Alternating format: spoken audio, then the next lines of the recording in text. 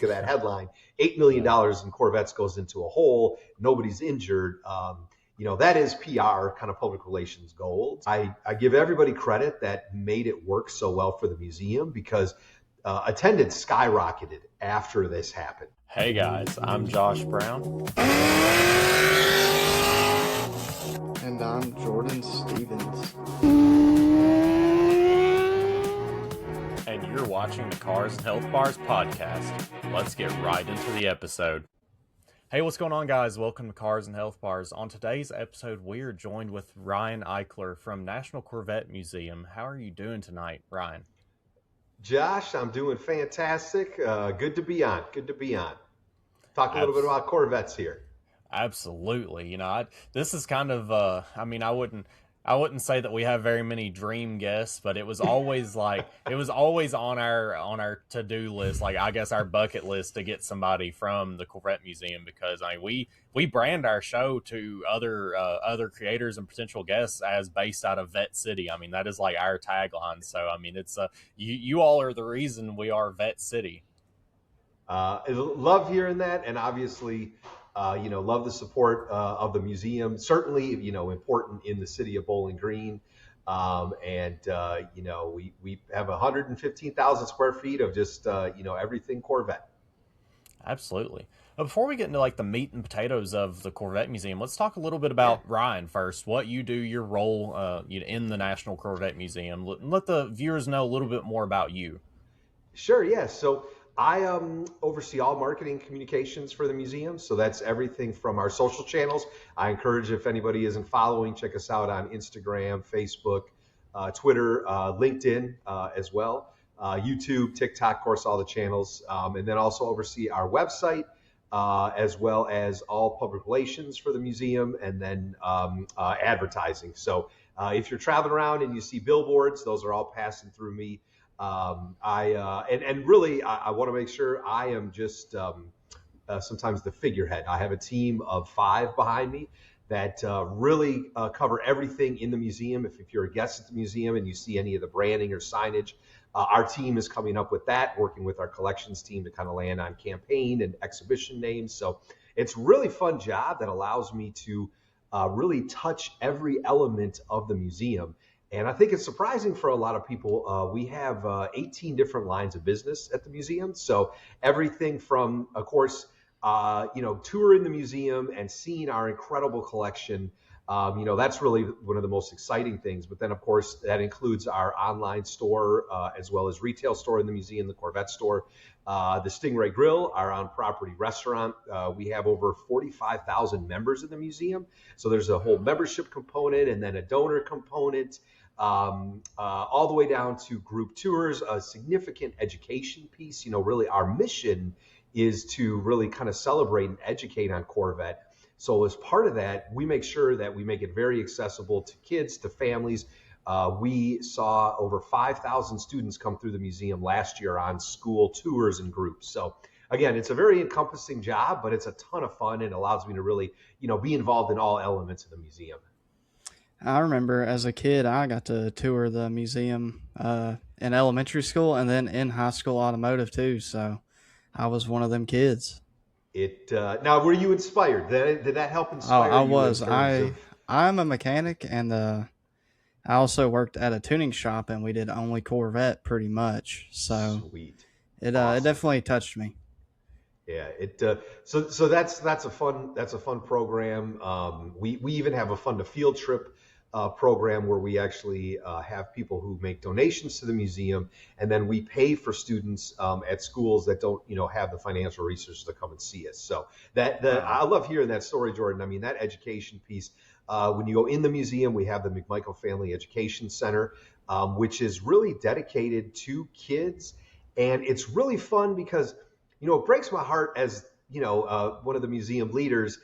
When you go through the museum, the cars in our collection, the Corvettes in our collection, they're true museum pieces. So, it's a don't touch, we keep everything distance from our guests. But when you get into the education center, We have all these tactile things that kids can feel, the leather Alcantara, what the brake pedal feels like. They can design their own Corvette, and then we project those in the kind of the back of the room so you can see it on a big That screen. is too cool, man. Yeah, it's a ton of fun, and to see the smiles. And again, everybody loves looking at an incredible 1963 split window Corvette, right? But for a 6-year-old, you want to get in that car. And again, that's, we don't encourage that, of course, and we want to make sure that we kind of really keep our collection pristine. But you get into that McMichael Family Education Center, and you can just see the kids light up even more. So that's a beautiful thing, because the kids, the little kids that are in elementary school and like even middle school, like that's going to be our next generation of car enthusiasts. And what a great outlet in town and place for them to be able to travel to. I mean, it blows my mind whenever I hear people, that come in for LS Fest that are so far away, and like, man, you don't know how lucky you have it to have a racetrack nearby, a drag strip nearby, a Corvette museum nearby. Like we really have, they talk about Detroit and how crucial it is to motorsports, but like I feel like people sleeping on Bowling Green, because we really have it right here. This is Gearhead City, and absolutely Vet City. I completely agree. And I think a lot of people, so many people, the Corvette is so recognizable and so many people love it, but when you travel the country, I feel like you see a Corvette and it kind of stops you in your tracks, because it's just a sea of, bean-shaped SUVs everywhere. But when you're in Bowling Green, it's a little different, right? There's Corvettes everywhere of every generation. It really, the car spotting in Bowling Green is amazing. 100%. And then, every once in a while you catch the experimental cars that are, they're running out at the assembly plant as well. I think a lot of folks have seen the ZR1 X's that were driving around in the snow, right? So just makes it so cool. With us being kind of like, I guess you consider us a news outlet of sorts. Like me and Jordan, we both work in Bowling Green, and I remember I texted Jordan beforehand. I'm like, oh my God, I just seen a ZR1X. I'm like, I cannot believe I just seen one in person. And like, we were seeing C8s before they were in production, like just higher ups at the Vet Museum and Vet Plant, like getting that exclusivity. And like, I feel exclusive because I get to see it on the street well before anybody else does. It's a lot of fun. I lived in Detroit for almost 2 years, and the neatest thing there was you'd be driving down the street and there'd be these camouflage cars, and you could kind of tell what it was. Yeah. But I'll still take seeing Corvettes on every street corner over a camouflage development view all day long. So it is really cool. Yeah, I'm waiting to spot a Grand Sport out driving around now. Yeah. With the announcement this past weekend, let's keep our eyes peeled. So I have no new news or information on that. But, the National Corvette Museum, they kick off the Corvette season for us is the Michelin National Corvette Museum Bash, which is coming up at the end of April.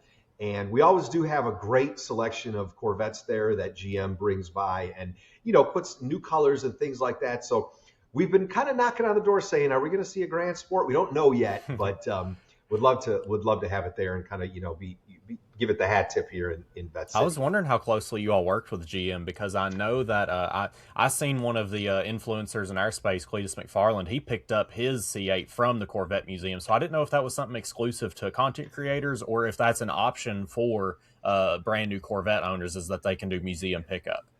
Yeah, well, so. We'll come back to Cletus in 1 second, but okay. We do have the R8C museum delivery program, so that's the option that if you're buying a new Corvette, you check that box and it's $1,495 and you take delivery in the museum. And that is a program that we're incredibly proud of. We celebrated our 20,000th delivery last year, and they've been delivering Corvettes. Yeah, they've been delivering Corvettes ever since 1995 for the 96 model year, which was really, the end of the fourth generation there. And I think that year they delivered about 180 cars, and we average about 2,000 to 3,000 every year. So about 5%, anywhere from 5 to 10% of new Corvettes are being delivered in the museum. Now, then so we come back to Cletus, because when you talk about the super high performance models, Z06, ZR1, we just delivered our first ZR1X. That's a lot higher percentage. And in fact, the last generation ZR1, 40% of those customers took delivery through the museum. So, an incredible way to also kind of have, the history of Corvette unfolding in front of your eyes. Yeah. And then when it comes to Cletus, we're fortunate. We had Cletus McFarland take delivery. I want to say it was on a Monday, and then the following day, Joseph Newgarden, who is a multiple Indianapolis 500 winner, took delivery that day as well. So wow. It's just it's an amazing way to experience the delivery process. And of course, your dealer is going to, of course, absolutely roll out the red carpet. But, for us, it's so fun because you're taking delivery in the center of the museum. We have cameras, so we got to have a live stream. If you go to CorvetteMuseum.org, on the bottom, you can see that live stream. So, you can invite all your friends and your family into that delivery process, and then the VIP tour of the museum. And if we're fortunate enough to have the plant tours available, we also, give those customers a plant tour as well. And then right now, we're also starting to roll out the build your own engine program. So I was going to ask about that. Okay. Yeah, that's an additional option. And you get to go and spend, it's about 8 hours in the Performance Build Center at the assembly plant, actually assembling your Z06 or ZR1 engine that we'll put in the car. I mean, how awesome, right? So that program just got rolling a couple months ago, and we, I think, are on our 4th or 5th, because that process is being managed by the museum as well. Wow. Gotcha. You guys kind of have your hands in a lot of what goes on at GM. Kind of seems like more than I would expect, for sure. Yeah, it's an amazing relationship, and I mean, we certainly it's thanks to GM, thanks to Chevrolet, thanks to the Corvette brand that the museum can even be here, because their name is on the building. But for us, when you think of Corvette's constantly looking forward, and I think looking for how they can, grow their fan base and have the car appeal to, I'd say, new and younger audiences. So for us, it's a lot of fun because we can chase those audiences as well. So my team, we're really focused on, growing our social channels, delivering really kind of great content to bring in younger audiences. But then we know that we have people that have been around the museum. The museum opened in 30 years ago. So the museum opened in 1994. And so we have people that have been coming to the museum since 94. Some customers, they've had 8 or 9 museum deliveries. So that's kind of like your Corvette core. So I get to work with both. I mean, it's like the ultimate focus group because we're reaching so many different audiences. And I think GM and Corvette see that because, again, we're not only a conduit for their existing customers, but how you can reach new potential customers when you start dialing back and talking about that history. What makes a Corvette a Corvette? It's over 70 years of innovation and performance. I think the coolest piece of history with the museum to me is the whole Sinkhole fiasco. We're going to get to that. I've got a whole section for that. I've got lots of I want to know what other than the sinkhole, if that's but what surprises people most whenever they visit the National Corvette Museum? Yeah, I would say it's just the variety of the collection, and the cars and the Corvettes that we have on display. Because I think when you come in, you're going to expect to see some first generation Corvettes and learn about that early history. But right now we have an area that is a replica Chevrolet dealership, and that has 3 third generation Corvettes, 74, a 76, a 77. Which, at that point, I mean, that was some of the highest years for Corvette production. So I'd never want to say that a Corvette is unloved, but there are some years that are not as popular as others. But you have people that love those years. And again, we have every single generation on display in the museum. So I would say, it's that variety. And then just the way that we really are trying to present the stories. The Sky Dome, we'll talk more about the Sinkhole, but that space has been completely renovated. We now have a 9-foot tall video wall that, plays, it's 360, wraps around the room. The exhibition in there right now is Corvette and Pop Culture. And it is amazing because you can stand there, you can look at a Corvette, one of the Transformers Corvettes, and then we have a clip of the movie playing behind. And, for people that had been in the museum before, again, it told a great story, but it wasn't as dynamic. And what we found even in that space is the dwell time went from about a minute to 2 minutes up to 20 minutes now. So before you kind of walk in, you do a lap, you see the sinkhole, and you go out. But now there's a 12-minute video that's playing on just Corvette and Pop Culture and amazing Corvettes and all these great movies and music videos and everything. So It's that variety of Corvettes, and then just the way that we're telling the story that we get the most positive feedback from. Absolutely. In your opinion, what is one of the coolest cars you currently have in the museum?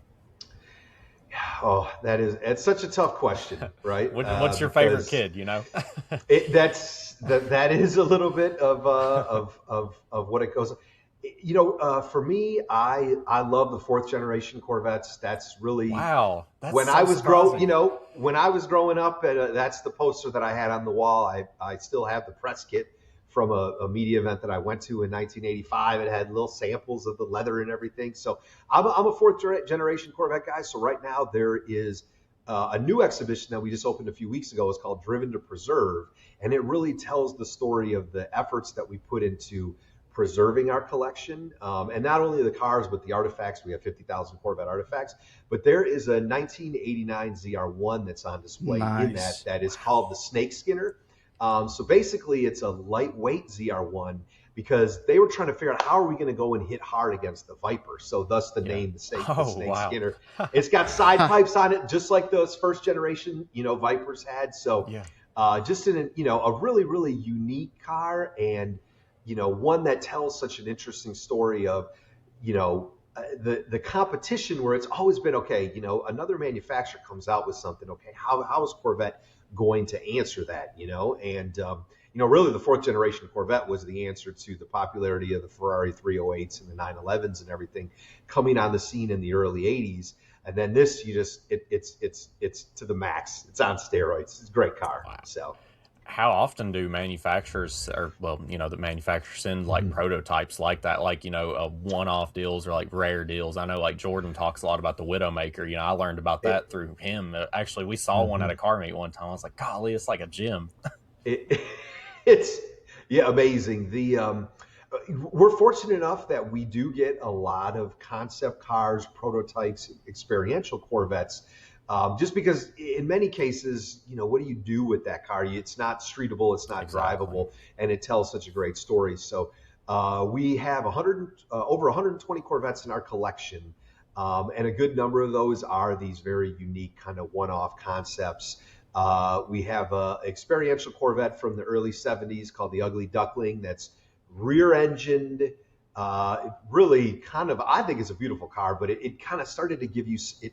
Almost looks like an Opel GT from the 60s, like that even size. It's very interesting Corvette, but again, was a test bed for rear engine, which, Zora Arkus Duntov, the godfather of the Corvette, he always wanted mid-engine. He always wanted rear engine. He knew he could get better performance, better weight balance. So here they're testing out some of that technology, along with just, I think, giving a little bit of a nod to what the third generation Corvette and that shark design was going to be. So we do have some amazing, amazing Corvette concepts and prototype cars.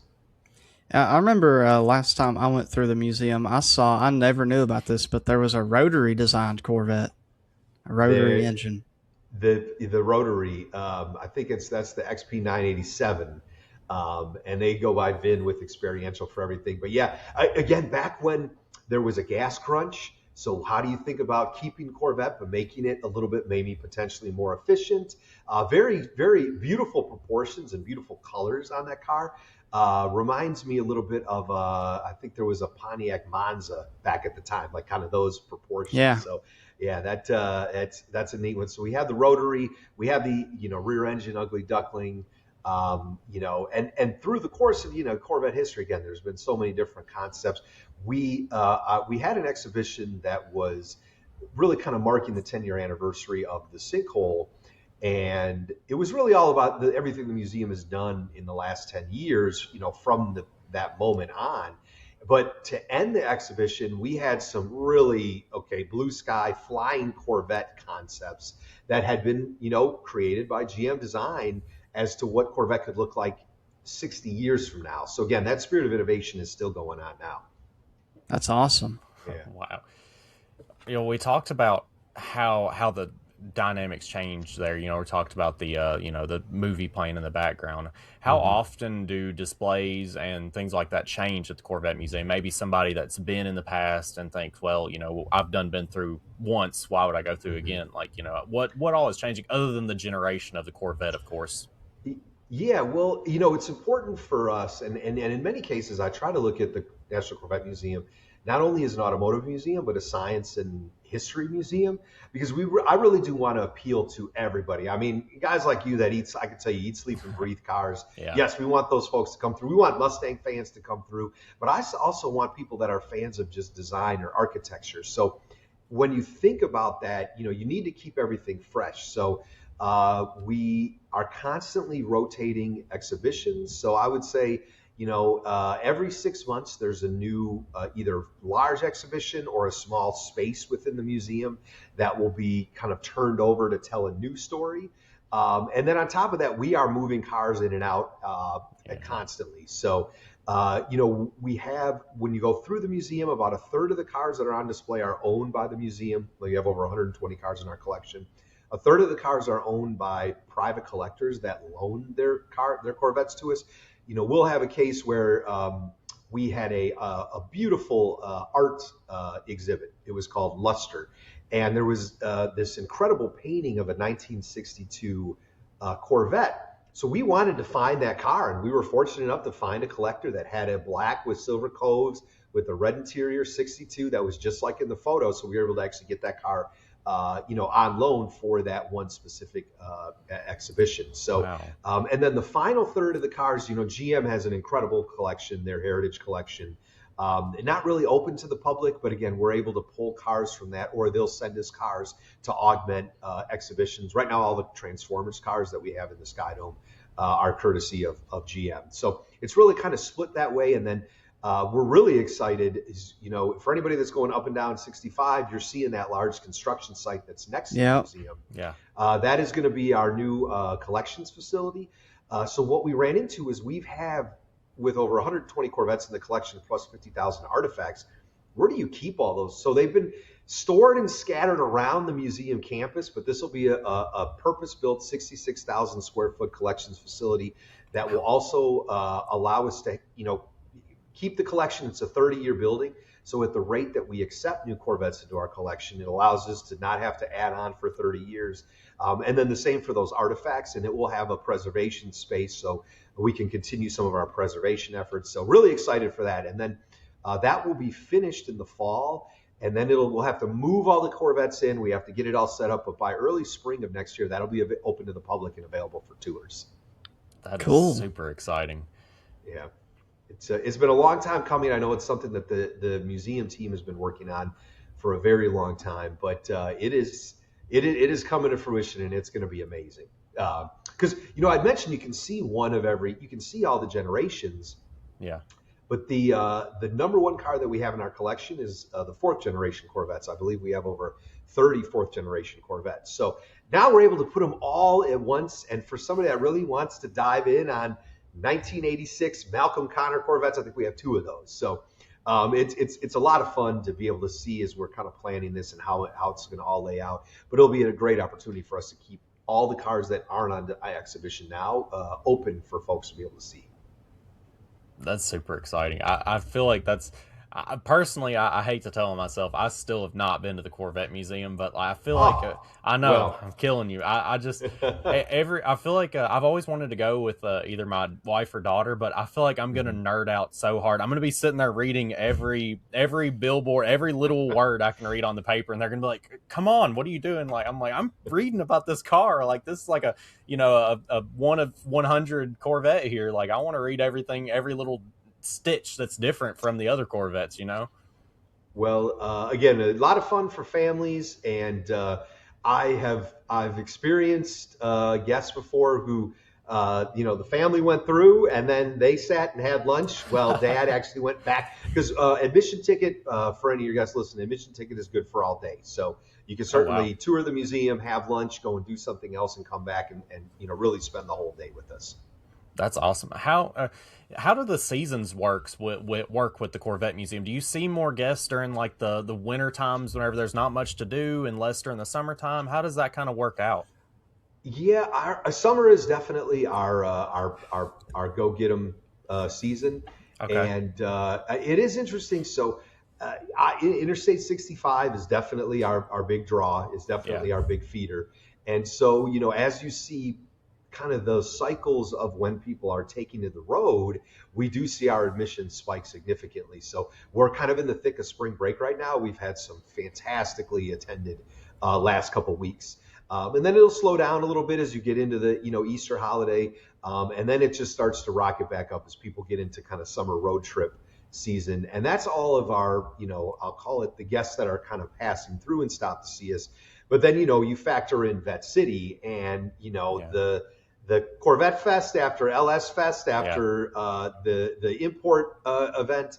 I feel like the entire summer in Bowling Green is just so car centric that also boosts all of our attendance as well. So collectively, we see anywhere from 160 to 180,000 guests per year. Wow. I was wondering how much the Bowling Green Cars and Coffee affected how many people came, because for a while there it was actually held at the museum parking lot. Yeah, the interesting thing with that is people would go to Cars and Coffee, but they wouldn't actually go into the museum. We didn't see much lift for people, maybe to go in and use the bathroom. And again, people kind of, the beautiful thing is Corvette Boulevard is open to the public, right? So you can see all the Corvette deliveries there. Yeah. But it didn't drive as many people as you would think, because I think people would just kind of sit outside, admire their cars, have some coffee and move on. But now I loved it, and certainly it's awesome when, as a guest, you're pulling up on Saturday and here's a parking lot full of cool cars, right? Doesn't always have to be Corvettes. Again, we import people, BMW lovers. Come on in. You got to learn about Corvettes. So yeah. So I know with that move, that event is now, I think, moved over to the Butler facility, which again, super close proximity to the museum. Love the team over there. So I could see that continuing to fuel just kind of that buzz that you have on the weekends if you're rolling into the museum. Yeah, that's my weekend plan. Well, as of now, this episode, of course, next week. But my plan is if the Cars and Coffee is packed, I still want to go to it. But I think that's what me and my daughter are going to do. We're gonna take a tour of the Corvette Museum this Saturday. I think that'd be a good father-daughter day for us. I think there's somebody that might be able to help you out with that. So. Okay. Yeah, you're hitting a lot of my questions, actually. I was specifically going to ask how LS Fest impacted, but you answered that. I want to thank Blackout Coffee for sponsoring this episode of the Cars and Health Bars podcast. As you know, I work a blue-collar job just like most of you all do, and I need me a cup of joe to get me started first thing in the morning. I always like to hit some of this dark roast, brother. It puts hair on your chest, gets you good and woke up. And hey, if you got a wife like mine that loves some coffee, they've also got flavored coffee options such as jelly donut, salted mocha, cinnamon French toast. Look at the ratings on that, brother. Almost 1,500 5-star reviews. I've been drinking some of that good dark roast to get me started. And hey, they've even got instant coffee. We've all been there running late for work. Grab you one of these and dump it in your water bottle. You got coffee on the go. I want to again thank Blackout Coffee for sponsoring this episode of the podcast. Go on over, support our sponsors, support our troops, good old America. Get you a cup of Blackout Coffee, brother. Our first sponsor today, of course, you know them, you love them, Chemical Guys. They have the best car care products in the game. Of course, my favorite products here, you got the starter kits. I highly recommend the starter kits to any of our listeners because it is the greatest way to get a bulk amount of products. It's just the best bang for your buck. Even the mini arsenal, it comes with everything you need. It's got the honeydew soap, it's got the spray wax, it's got the bucket, the foam cannon, it's got everything you need. Cars 10 site wide for 10% off your order. I want to thank Speedway Motors for sponsoring the podcast. One of my favorite parts, wiring harness. They have a DIY wiring harness. So if you are not that good at wiring, they have a full kit that is a universal. You just pick what circuit you want. It is as simple as you get it. They have a lot of parts for your older cars. It's hard to beat these deals. Some of the best prices, that's always what I've known them for, is the really good prices, the really good quality. So yeah, guys, hop on over there. See if they've got something for your build and use our affiliate link so they know that we sent you. And with that being said, guys, let's get right back into the topic. I guess we can get into the sinkhole stuff, and then I want to shotgun some fast questions at you at the end. Sure. But so how were you working at the Corvette Museum during the sinkhole? So I only been with the museum since 2023. So I was not there when the sinkhole happened. And a couple things about the Sinkhole that I think as an outsider, and I love Corvettes. I grew up around Corvettes. My father's on his ninth Corvette. He's the whole reason that I work at the museum. We actually came to the museum the year that it opened and toured the plant. And I mean, there's pictures of me in the museum with him it's just, I love the car, and I love what it means to, I think, our society, what it means to the kind of car community. So when the Sinkhole happened, I was an outsider and, kind of looking in and watching. And I mean, of course, huge tragedy, right? I mean, Yeah. These 8 Corvettes, go in. But I think the Sinkhole doesn't define the museum. It's part of its history, and it's a moment in time.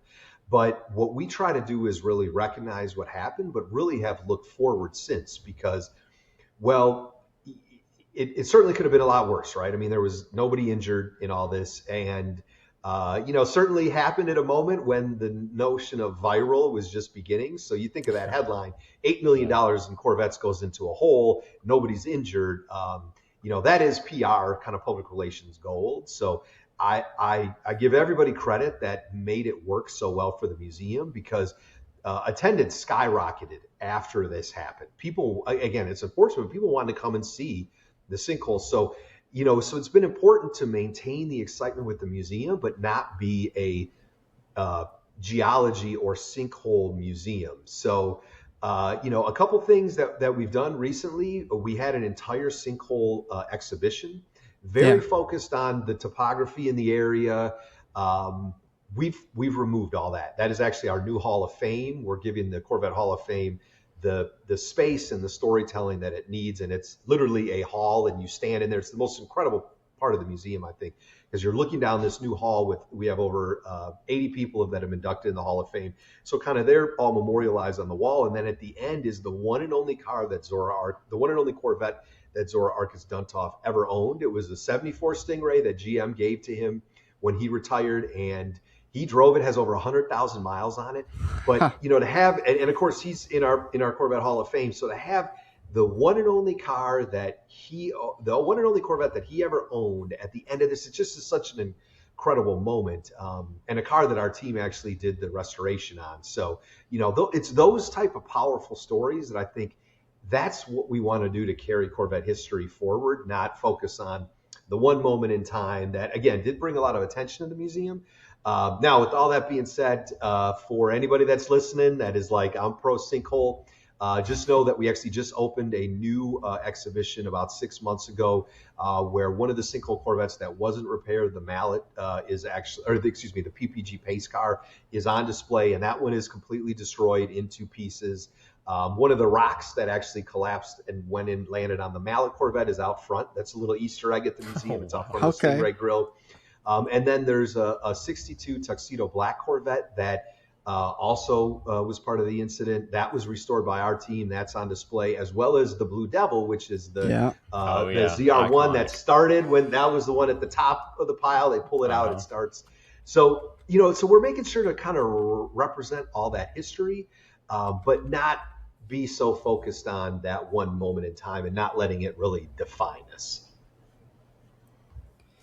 Yeah, that's pretty cool. I went pretty soon after that happened. I guess, I don't know. I mean, not soon after, but that would have been 2017 or 16. So it wasn't too long. And I got to see the Sinkhole exhibit. It was really cool. Got to see the Blue Devil and the crushed PPG car. Yep. I remember all of that. We have some of those, still on exhibition. And, of course, just the way that this all unfolded, and, at first they didn't even realize that they thought there was a fire. And the first person to get the first phone call still works at the museum, Betty Hardison. She's our chief archivist. She lived very close to the museum, and she came, and again, it was very dusty and smoky, and people thought there was a fire. And then they called, once the fire department shows up, and they realize there's this hole in the ground, and people are listening to some of the police and EMS and fire radio. Then the story kind of picks up, and it really took off from there. But Jordan, cool to see that. I mean, it definitely, again, absolutely put the museum on the map for a lot of people. How many cars that fell in the hole were they all owned by the Corvette Museum, or were there donor cars also seen damage?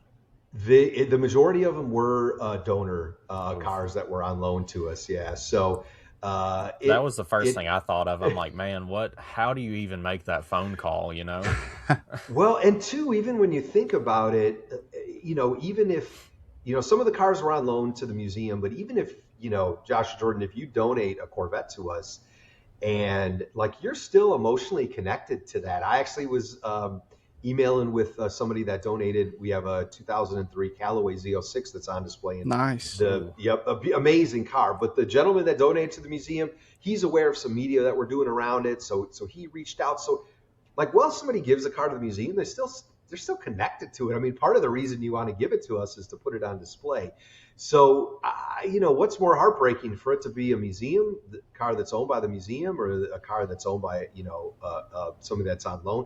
But all those museum cars had donors that had to get the phone call as well to say, well, you gave us this car and it actually, was destroyed in this catastrophe. So, but I think everybody understands this was nobody's fault. Nobody knew was a sinkhole there. I'll also say that's now the safest place in the state of Kentucky, right? They basically filled the sinkhole with concrete and micro piles. So we're good now. So I mean, that had to brought so much interest to the museum too. I'm glad that you guys, are taking the avenue of like not making it define the museum, because it's yeah, if you really think of it, it did happen. It did happen a pretty good while ago. It's nice to kind of move past that. Yeah, I mean, it was over 10 years ago, but also it was I mean, this wasn't a victory at Le Mans for Corvette. This was just a natural disaster that, Yeah. Again, really, I would say luck came together that no one was injured, no one was in the room when it happened. So, still an incredible piece of history. And there's a glass in the floor. You can look in 40 feet down, see exactly where the sinkhole happened. Wow. And there's an outline you can see there was some tape down. We removed that, but you can see the outline of kind of where the cave-in was. So it's still all there, but we've had 10 years of success, deliveries, hundreds of thousands of guests, all these other things that we've had where, that allows us to really kind of look forward and continue to look forward. Absolutely. I'm glad you were able to cover that. It's I feel like that's a big question. People that don't live local and maybe aren't super big into Corvettes, that's like the big thing that they relate Corvette Museum to is the sinkhole, not the Corvettes, but the sinkhole. Yeah. So I will say I've been now with the museum going on about 3 years, and just from seeing, just in general, kind of the social conversation comments that we get in any of our social channels, whether they be public comments, direct messages. When I started, let's say sinkhole questions were about here. They've moved down to about here. Good. So I think as the years go on, and as we don't focus on this, again, we're not saying it didn't happen, but it's not. Again, I want people to come and see over 70 years of Corvette history. Like that's the fun part, and that's where the real kind of mission and lessons are. So, again, something that definitely happened, but we've got a lot of other things going on. Absolutely. I like seeing the history of all the race cars. I know there's a section where it had a bunch of the older, like, first generation, second, third. I think it even went to fifth C5 and C6Rs as well. All the race cars. That was probably my favorite part. Oh, thanks, Jordan. I mean, Corvette racing. I mean, especially the 2001 and on that yellow signature car. I mean, absolutely incredible. So that is our Pierce Marshall Performance Gallery. So that is set up with a variety of different Corvettes throughout the generations that all were, involved in racing. And we have endurance cars, SCCA race cars. Of course, the Corvette racing, we just brought in two really cool race cars. One is a C5R that was actually driven by Dale Earnhardt Jr. and Dale Earnhardt Sr.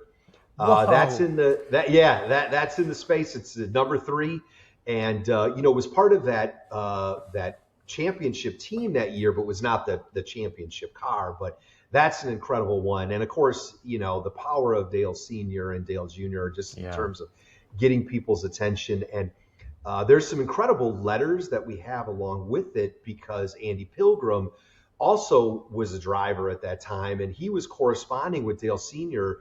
on how to get the car, how to get more speed. I mean, talking like race car drivers, and it's just so neat. So we've done some stuff with Andy to kind of memorialize that and have those letters there. And then also recently brought in this is a C8R, so the race car version of the current generation one. And it was they were racing this car just in October. So I mean, it has the dirt on it still from the race. That's incredible. The eighth generation as a race, I mean, it just looks like a fighter jet to me, right? The Corvette race cars have always sounded so meaty and throaty and awesome, but that new one, I mean, it's just they're wicked. They're wicked. I feel like it was hard. I don't know how the standing is now, but the jump from how the C7 looked to the C8, I feel like was a tough pill to swallow, especially for, like your more diehard, American muscle old heads that really love the sporty look of a, C6, C7. It's like, what are we, European in C8? But you can't deny the performance of the C8. You can't deny the performance of it. The bang for your buck. I mean, even I just think it's crazy. I mean, ZR1 and ZR1X. I mean, it's $200,000 plus, right? But think you could walk into a Chevrolet dealership, you could finance that car. It comes with a warranty. You get it fixed anywhere. And they're incredibly durable. We have a 8th generation. It's 2020 that is we call our Mobile One. It's sponsored by Mobile One, and we use that for educate. We have an education fleet of 6 Corvettes, but that's our only 8th generation car, and it has I want to say over 85,000 miles on it. And outside of a little wear on the bolster that any car gets these days at 5 right on the side bolster, it is as tight as you could, and it's a convertible. It is. You'd think it just rolled off the assembly line. So. The quality, the value that's going into this, the new car is just so amazing. I mean, every Corvette has been amazing, and I would agree that people, front engine, certain looks of it, but it still, to me, is unmistakable as a Corvette. I think that's what Zora always wanted, so to see it finally happen, I thought was awesome. That was the way to extract the most performance, was make it mid-engine. And this the new car it's really it's outstanding. Yeah, I can't wait to see what's next. I have no idea what it could look like. GM stays tight-lipped with the museum in terms of future product, because I think we have so many people that are so close to the museum. They like to keep it secret. But when you hear talk of growth and displacement, engine size, performance. I mean, at a certain point, are we going to get to it's a half second 0 to 60 time with these cars? Yeah. It's getting unreal, but they really want to be the standard of the world, and I think that car is there. The new generation Corvette is for there. A budget too. It's a budget supercar. That's what it is. Absolutely, and now you're starting to see some higher mileage ones. I know they still have really great resale, but I've always been a big fan of.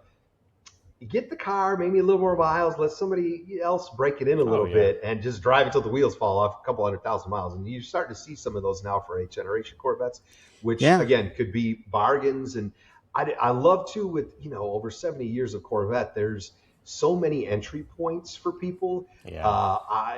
When people, I can't afford a Corvette. Well, have you thought about a 5th generation? I mean, that's the best, in my opinion. It's an incredible car, modern car, all the safety features and everything. So a lot of ways that you can go. We just had Brian Tooley from Brian Tooley Racing on our show this past episode, and he was he was all about he's got a C5, and he was like, man, it's one of my favorite Corvettes that I own is my C5. And now, of course, C8 has won him over fully because he goes to he was telling us how he goes to NCM, and he is just on the bumpers of supercars, just trying to get around them. Great. Love to hear that. I'll hit you with some shotgun questions here. We're kind of getting towards the end here. Don't have to spend a whole lot of time on it, just however much you think. Sure. If someone only had 2 hours at the museum, what should they not miss? What should they not miss? I mean, 2 hours is a great amount of time to get through the entire museum, to be honest with you. So always want to start at admissions and and go through. And I would also say with 2 hours time, make sure you get a guided tour. We have incredible tour guides that know the car so well. So get the guided tour. You won't miss out on anything. And you can even have lunch within that 2 hours. Wow. That's cool. And I like that the ticket is an all-day ticket too. That's a big thing. I didn't know that. That is awesome. So you literally could spend all day in there if you wanted to. I encourage people too, if you can give us the day, because if you split it up, and again, if the Bowling Green Assembly Plant, if we're fortunate enough to give tours, that fills some time, you even learn more about Corvettes. And then if you want to get really crazy, go across the street to the Motorsports Park, right?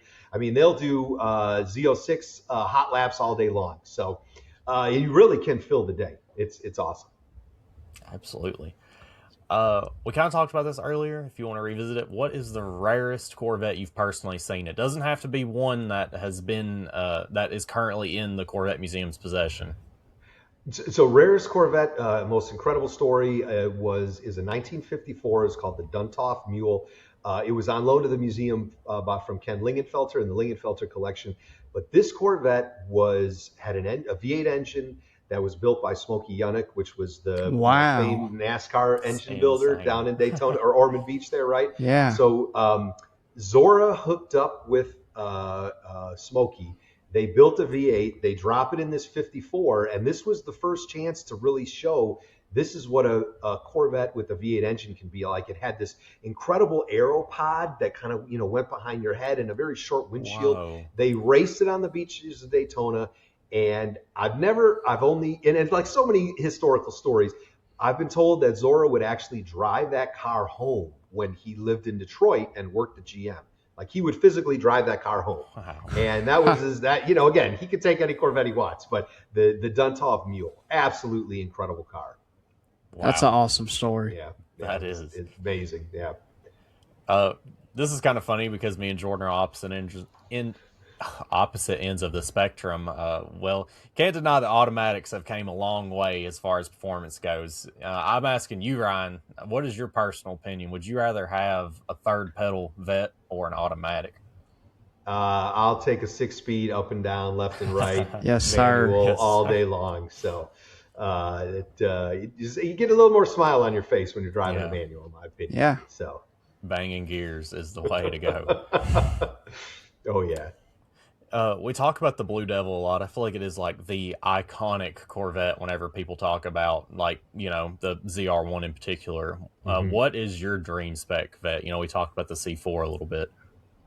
Yeah, it's a dream spec, and I've seen it in the museum before, is a 1991 ZR1. They did a very rare turquoise color that year that is so Miami 90, it just is awesome. And then to pair that with the later of that fourth generation, when there were a couple little bit of upgrades, and I think the car just looked a little bit more muscular. So it'd be this 91 ZR1 in turquoise, just out of this world. So I feel like the C4 is so slept on. It's and why? I mean, it's an awesome looking car. Right? The Sledgehammer is the coolest C4 ever made. It's Sledgehammer, out of this world. And just the lines of that car are just so beautiful to me and just capture that moment so well. Have you guys ever seen the ad that they did in '84? And it's a video, and you've never seen anything like it before. I don't think so. I have. So when we're done, I encourage you, everybody, Google it, check it out on YouTube. It is so period 80s and so awesome, and just again captures that moment in time. And I think it's a little bit more innocent at a time for America and our country and our world, and just that fourth generation car just means a lot to me, and I think to a lot of people. And you're right, people beat it up, but I mean, with the aftermarket, you can make that a fire-breathing monster and still a good driving car. A little not as easy to get into, but and I think just amazing lines, beautiful car. Yeah, it's arguably the most affordable Corvette to get into. Yeah, absolutely. You're seeing some of those, under $10,000 for a great example, and so many different. you go early, fourth generation, right, where it's a little bit more angular, that funky dash. Oh, I know it's a headache when all the LED and lights. It's kind of cool though. It's it's like a video 80s. game. It's so cool. Yeah. Yeah, it's so 80s. Or then jump ahead to the '96 Grand Sport, amazing car. As well. So that fourth generation, that's a car that I know you look and people are starting to watch a little bit, but I think that's just going to go up and up in value. So I agree. Get them now. Yeah. 100%. That's like our whole vibe is like the 80s. Like we rebranded to the 80s a few years ago. We love like the retro purples and blues, and like it's just such a, I don't know, it's in for us. I don't know if it's in for everybody else, but it is in for us. Well, look at the Radwood trend, right? Of cool retro 80s car shows, and everything 80s is cool. So you guys are onto it. Yeah, so my favorite piece of advertising I see all the time is whenever I'm coming into Bowling Green on I-65 is that pop culture billboard that you guys have. I love that, man. Josh, I'm going to break your heart because we just changed out that creative. Oh, no. But I think you're going to be impressed. So pop me an email. Let me know what you think when you see the new creative. Okay. And we had the pop culture stuff up for I think 2 years. And we now are really wanting to kind of focus on celebrating America's 250th. So it takes that theme, but take a look and let me know what you think. Absolutely. Yeah, I remember, man, even like maybe it was last year, a couple years ago, like I swear that was the biggest shutdown for Corvette anniversary. I don't know what was going on with you guys back then, but I swear there was like miles of Corvettes headed into Bowling Green a few years ago. Yeah, so it's probably our anniversary. So every 5 years we do a big anniversary event, and we have caravans from all over the country all descending on Bowling Green. So probably 24, then back in 2019, every probably 5 24, years. yeah. But yeah, that was a huge one for us. So because that was really hitting, we're 71 years of Corvette. We got our 30th anniversary, great event.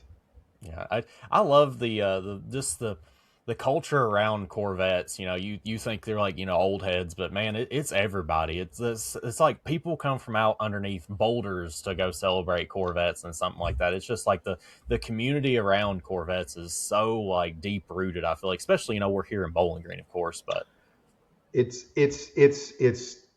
huge everywhere around the world. We have members, we have guests from all over the world, but I think in Bowling Green, it's almost its own language. Like you can legit talk Corvettes, right? I mean, if you say, well, this, C4 with the L9, it's like its own language, and it really is, translated and understood the best in Vet City, which again, just makes it. So first time I came to Bowling Green and I saw that there were Corvettes on the fire truck, I think the City of Bowling Green Fire Department has a Corvette on the logo or on the truck. I'm like, for a Corvette guy, this is it. This is where it's at.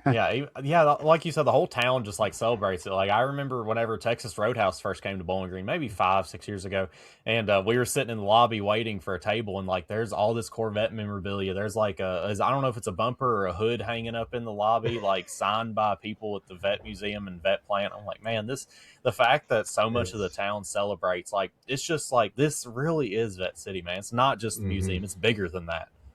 Yeah, big time. And again, we're fortunate enough to be here and be able to celebrate it with everybody, and again have guys like yourself that can rally around it. So yeah, it's a perfect combination of everything.